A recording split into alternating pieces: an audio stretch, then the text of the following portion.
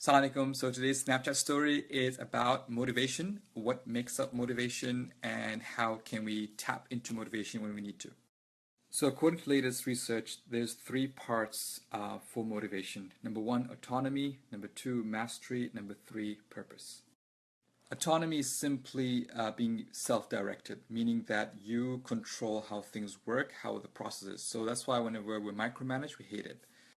So whenever you feel you're in control of how things work, of your schedule, of how you work and how you deliver your work, that gives you autonomy. That makes you motivated. Unfortunately, a lot of our schools and workplaces are not designed to be autonomous. We are kind of told what to do, but there is a way around it. There is a way for you to be autonomous. It's something that's been discussed recently in the sort of social sciences called job crafting. The idea that you craft your job or your work the way you want. So this is where you kind of add your personal touch to the way you do your work. Instead of sort of following exactly how you're told, you say, well, what if I do it slightly differently and deliver better results? So there's a famous story of janitors in a hospital. You know, janitors, their job description is to clean hospitals. But these janitors, they did job crafting. They crafted the job to also take care of patients. What they used to do is basically they used to talk to patients, ask about how they are. They used to change the paintings in their room and just basically be pleasant around patients, even though that's not part of the job description. That's what we mean by job crafting. The idea is you make small changes in how you do your work, how you deliver it, how you present it, and you make it feel your own. It's like you own this. And the key component of job crafting is don't need to ask permission. It's just like you say, well, I'm self-directing. I just choose to do this way. This is my style. And you feel ownership, and that will get you motivated. The second component of motivation is mastery. Feeling that you are learning a new skill every day and that you're becoming a master in that skill. So quick tip to help you get into mastery mode is whenever you approach work, don't approach as, oh, I got to do my work now, but say, what would a master do here?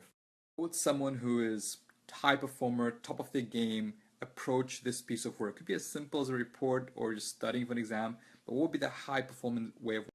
Another approach to achieve mastery is to do a pre-mortem. Basically, you ask yourself, over the next 6 months, what would I like to achieve and what do I need to learn to achieve that? The final part of motivation is purpose.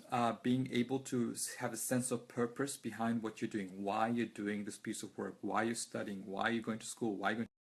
Now, there's three ways to think of purpose. There is that ultimate purpose that Allah subhanahu wa ta'ala tells in the Quran, وَمَا خَلَقْتُ الْجِنَّ وَالْإِنسَ إِلَّا لِيَعْبُدُونَ. We've not been created except to worship Allah. That's our ultimate. Then there's the purpose at our own level. Like, for example, why am I going to work? What difference am I making in people's lives? What difference am I making in school and what I'm learning? Then comes that really, really personal question is, what am I contributing?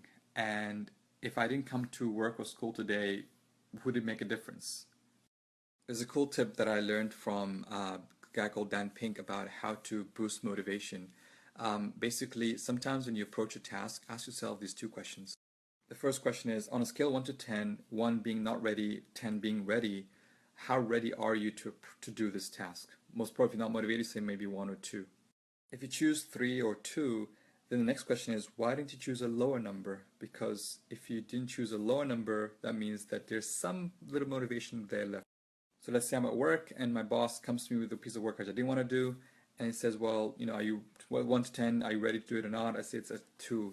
And he asks me, why didn't you choose a lower number? I say, well, I realized I got to do it because, I got family, I don't want to lose my job, and suddenly the motivation comes in. Suddenly I have some kind of reason to actually do this work. And if you look at that scale and say, what, my motivation is at 1 or 0, there's nothing, I'm just so not motivated, then ask yourself, what do I need to do to get it up a notch? The key thing to remember motivation is that motivation is like an emotion, and emotions are very fluid, they keep changing, so don't be stressed out if you are not motivated. So the key thing to remember about this motivation is that if you feel unmotivated, ask yourself the questions, what am I missing? Am I missing autonomy, mastery, or purpose? Is it because you don't feel ownership of your work? Is it because you're not learning at your work? Is it because you don't understand why? These things help you hack why you're not motivated. That's all for today, guys. Hope you guys find it useful. Jazakumullah khair. Inshallah ta'ala, see you tomorrow. Assalamu alaikum wa rahmatullahi wa barakatuh.